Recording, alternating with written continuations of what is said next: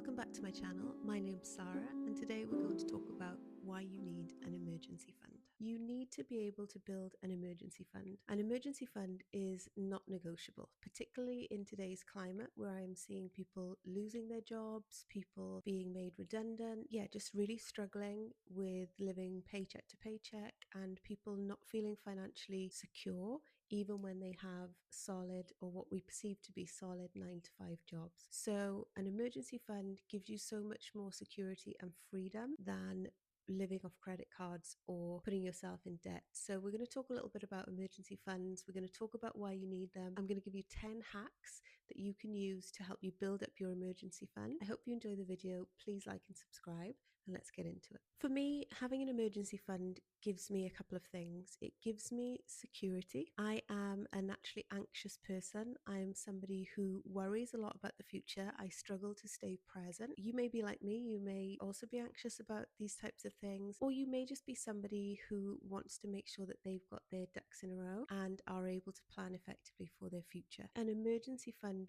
really gives me peace of mind. It helps me feel much more secure about my finances, and it allows me to sleep better at night knowing that if something does happen, I should be in a place to be able to take care of that financially, and I'm not going to have to rely on loans or credit cards to be able to pay for any emergencies that arise. Having an emergency fund also gives you choices. You can leave a job that isn't serving you anymore. You can leave a partner or a relationship that isn't serving you anymore. You can do lots of things that you need to do with the money that you have saved. So why do you need an emergency fund? Essentially because emergencies and life happen. A couple of things that may happen that you may need to spend your emergency fund on. Your car may break down. You may need to buy a new car. You may need to get new tires. It could be that you've got pets and an unexpected issue happens with your pets and perhaps you're not covered by your insurance for that. Similarly for you, you could have a medical bill. It could be that you've been made redundant. You could be in a job that isn't serving you. You could have a toxic boss. You could be in a job that just doesn't inspire you anymore and you want to be able to branch out, change careers, maybe take a job in a different industry at a lower salary and be able to do that in order to build to the career that you do want. If you have to buy a new Hoover, or your TV breaks, or you need a new dishwasher or a new washing machine, if you don't have the money to be able to pay for them, they can be really expensive. Plus, putting it on a credit card means you will usually be incurring interest. Having an emergency fund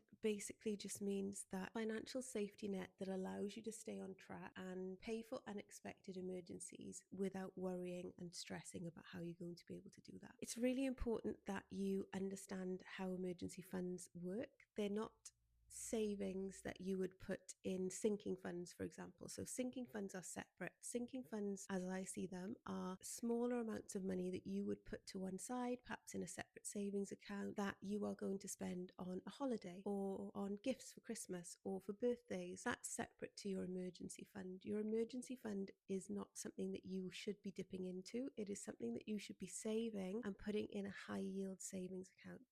That high yield savings account will give you a better rate of interest than your current account or your standard bank savings account. So make sure that you shop around and you look for the best deals so that you can put your cash somewhere that's going to continue to pay you even if you stop paying into it, because you'll have compound interest at a higher rate. With your emergency fund, you don't touch it. You only use it if you absolutely have to in an emergency. And we all hope that they don't happen, right? So I'm building my emergency fund with the hope that I don't need to use it, but with the security that if I ever do, it is there.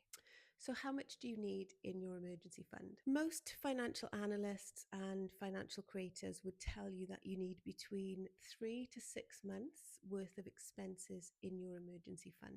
That will differ for everybody depending on how much your expenses are per month. And expenses would be things that you absolutely need. They're not your wants or any fun spending money. They are your absolute essentials, the things that you need to live. So you're thinking about things like rent or mortgage payment, car payments, insurance, whether that's house insurance, life insurance, pet insurance, car insurance. You're thinking about your basic bills, so electricity, gas, water, council tax, all of those things that you have to pay. It may be other things as well. So you may have obviously your food and groceries that you would bring into there. So it's everything that you absolutely need to survive, essentially, is what you need to count in your emergency fund. So, what do you need for 1 month? The best way to work it out is to add up all of your needs, all of your expenses, all of your essentials, and calculate them on a monthly basis. So for me, for example, if my essential spending and my needs were £2,000 a month, I would be aiming to save between 6,000 and 12,000 in my emergency fund, because that would be 3 to 6 months worth of expenses. Now, I would suggest that in the current climate, if you are able to, that you save more than 6 months in your emergency fund. And the reason I'm saying that is because a lot of those creators, Ramit Sethi is one of my favorites that I follow. I also like Michaela from Break Your Budget. That's just because of the fact that there's a lot of uncertainty in the job market in the UK currently, and obviously overseas. We're seeing a lot of layoffs. We're seeing a lot of people being made redundant. We're seeing companies switch to using AI, and some jobs not being as secure as they were potentially 10, 15, 20 years ago. So as we're moving through this period of uncertainty and, we are in a situation where nothing is guaranteed, I think it is really important that you save the maximum that you can. So for me, I am aiming to save 12 months of expenses in my emergency fund. That is the number that would give me peace of mind and allow me to be able to sort of really feel comfortable. I think particularly for people who are self-employed, so like me, I am self-employed, I think 12 months is the bare minimum that you need. If you're in a 9 to 5 and you're in a really secure job, I actually don't think you need 12 months in your emergency fund. I actually think 3 to 6 months is fine. But if you're self-employed, I absolutely advise that you have 12 months emergency fund built up. It is just your essential living expenses. It's not money to go out and have holidays and buy clothes, any of that. You just need to look at your basics. So write them all down on a sheet of paper, calculate them, times that number by 3, 6, or 12, or whatever it is that suits you, but 3 is the minimum. And that's the amount you need to keep in your high yield savings account in your emergency fund. Now, I don't want people to think, oh my God, I'm never going to get to that amount. And everybody's expenses are different. So if you've got children, if you're lucky enough to live at home with your parents, all of your expenses are going to be different. It is very personal to you. If you don't have an emergency fund, I would suggest that you just start with something really small. So maybe set yourself a target of saving £500. Save £10 a week. Save £100 a month. If you can start small and you can build up to £500 and then set a goal of £1,000, £1,500, £2,000, build that way. That will be really helpful for you. It's better to have £1,000 in your emergency fund than nothing. So don't let the fact that most people say you need 3 to 6 months put you off. Having something is better than having nothing. It allows you to not put things on credit cards, which usually comes with a high rate of interest. And you don't want to go into debt if you have an emergency, because if you are in a stressful situation and you've been made redundant, using credit cards to live is not the solution. I know some people have to do it, and if you do, then I'm not saying that's a bad thing, but what I am saying is it's hugely stressful to have to do that. So having that savings can alleviate some of the stress in these pressurized situations. The 10 hacks that help me to build up 12 months of my emergency fund. Number 1, automate everything. Fairly straightforward one. Make sure all of your bills are automated. Automate your savings so that every month a certain amount of money comes out and goes into your emergency fund. If you automate it, it makes it easy. You don't have to think about doing it. The money's going to go into your emergency fund every month, and it actually is then money that you don't see. So automating my savings was really, really helpful. I suggest doing this either on or the day after your payday so that you're not able to look at the money and it just leaves your bank account and goes straight into your savings account. Number 2, have a side hustle or another stream of income. So that could be a range of things. It could be a part-time job on the side. It could be Uber driving. It could be Deliveroo. For me, it is Vinted. So I sell clothes and things that we don't need anymore on Vinted, and it allows me to bring in some additional income, and I put that income comes straight into our savings account. I don't spend it. Anytime I sell something, I just transfer the money automatically into my savings account. Even if you're earning an extra £100 a month, £1,000 a year, whatever it is, all of that money goes straight into your high yield savings account to help build your emergency fund. I will link my Vinted store below just in case you're interested. Number 3. Now this won't work for everybody, but it works for me, and I tend to do it in sort of chunks of time. So for example, the month before Christmas, what I plan to do is every time I don't treat myself to something, or every time I don't buy something, whether that's a coffee or a matcha or buying a sandwich when I'm out and about, or maybe I wanted a pair of shoes and I didn't buy them, what I'm going to do is I'm going to transfer the money that I didn't spend into my savings account. So that will help me build up that fund even more. So every time you don't treat yourself to something, you didn't spend that money, put that money into your savings account, and that will help you build your emergency fund. Even if it's a takeaway, you thought about ordering takeaway on Friday, but instead you cooked a pasta dish for yourself, that 20 or 30 pounds, put that into your savings account to help build it up. Number 4, use a high yield savings account. This is really important. If you leave money in your current account or in a general savings account with a low rate of interest, your money is not working for you and it's not compounding as quickly as it would in a high yield savings account. Put your money in a high yield savings account. There are lots of them out there. I use Atom, but you've got Chase, you've got Trading 212. There are so many that have got great savings rate because it actually builds money for you and you don't even have to touch it. The money goes in every month. You'll be paid a high rate of interest, and that helps compound your savings and it builds money for you for free. High yield savings accounts are usually accessible. So with my Atom account, I'm able to take the money out anytime that I need to if I do have an emergency. When I first put the money in there, I think it was 4.75% was the interest rate.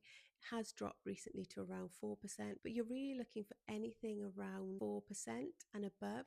That's really positive, and that's what you want to look for in your high yield savings account, and that's where you're going to store your emergency fund. Number 5, start small and think big. Start with £10, build that to 100, build that to 1,000. I treat savings like a game, so gamification is a really cool way to save. So for me, I started my saving journey a few years ago, and I really did enjoy seeing the money build up in my bank account. I get a sense of elation and like a dopamine hit from seeing my savings grow. So don't worry too much if you don't have any savings. Task yourself with treating it like a game. Give yourself a target. Can I save X amount by Christmas? Can I save X amount by 6 months later? And set targets. Most bank accounts will allow you to put goals into your savings. So set a goal, call it your emergency fund, treat it like a game, try and get to a certain level, a certain amount by a certain time. And if you do that, it feels amazing and you just keep building on it. Number 6, round things up. There are lots of banking apps and bank accounts that will allow you to round your purchases up. So for example, I think Monzo does this and there are a couple of others. If you spend £9.50 on something, they'll automatically round that up to £10 and the 50 pence will go into your savings account. That is a nice way to be able to do some saving without actually thinking about it. And again, that's automated for you through the app. Basically, these apps just round things up to the nearest pound and sweep them straight into your savings. Number 7, use cash. This can be difficult because there are a lot of places that I go that don't accept cash, but there are still plenty of stores, particularly on the high street, that you can go to, and smaller stores and shops that you can spend cash in. Draw out cash when you want to buy something. There is a massive difference between tapping your card or tapping your phone and actually having to go to the cash point, draw out the money and pay in cash. When you draw out cash, you can say, okay, well this month I need to spend £100 on wants. So anything that I want, I can spend £100 on. And take that out in cash. But at the end of the month, if you haven't spent that £100, whatever's left, if it's £10, £5, £2, £20, £50, whatever it is, put that straight into your savings account. Using cash can be a really good way to keep track of what you're spending, and anything that you don't spend from your cash envelopes or from that cash that you've taken out, you can put straight into your savings for your emergency fund. It's basically a cash only challenge, and again, it's kind of like a game that you can challenge yourself to before Christmas. Number 8, if you get a windfall, don't spend it, put it straight into your savings. So that could be a tax rebate, it could be a salary increase with your job, it could be a gift, inheritance, whatever it is. My advice would be, do you need to spend that money? Do you need it to live on? If you don't, you should be putting it straight into your emergency fund and almost treating it like that pay rise or that inheritance or that gift didn't actually happen. Put that into your emergency fund so that you can build it up and have that sense of security. You don't have to put all of the money in there. It could be that you get a tax rebate and you decide that you're going to put 50% of that into savings. Of course, you want to be able to treat yourself every now and again, but set yourself targets. If you know you do a tax rebate, just say to yourself, I'm going to put 25% of that straight into my savings account and I'm going to use the rest. Number 9, audit your subscriptions. There are so many people who've got unused subscriptions and it's costing them money every month and they're not even using the subscription.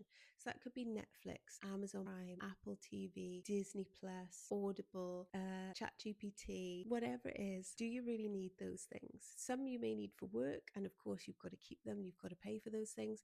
But if you don't and you're only watching Prime once a month, is it really worth paying the £9.99 or £15 a month, whatever it is for that channel? Could you stop that for 6 months? Could you stop it for a month and save £15 and then sign up again, maybe using a discount code? So really look at your subscriptions, audit them every month or every couple of months to make sure that you're still using them, and any unused subscriptions, put that money straight into your emergency fund. And the last one, number 10, is to use visual motivation. So that could be as simple as having 30 days on your fridge where you've printed out a 30-day monthly calendar. You could have that on your laptop, you could have it in your journal, you could have it stuck on your fridge, and just basically every time you put money into savings, see that savings amount increase. It could also be like a little bingo card where every time you make £100 transfer into your savings, or every time you reach another £100 or another £1,000 in your savings,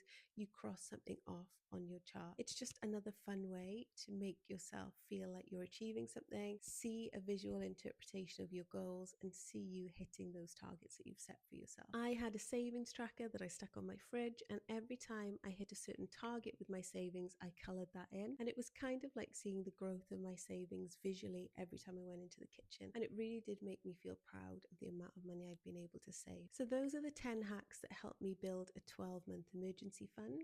I'd be interested to see what you guys are doing and how you're going with your saving. Perhaps comment in the comment section and let me know how much you've got in your emergency fund. Remember, it's not about perfection, it's about progress. So if you got £100, if you got £1,000, £10,000, whatever it is, you're still doing amazing and you are on track. It is better to have £100 than to have nothing. What I'd be really interested in is people telling me in the comments how much would help them feel secure. What amount in your emergency fund would give you peace of mind? For me, as I said, it's 12 months of my expenses. Is that the same for you, or do you need less, or do you think you need more? I hope you enjoyed the video and I'll see you in the next one.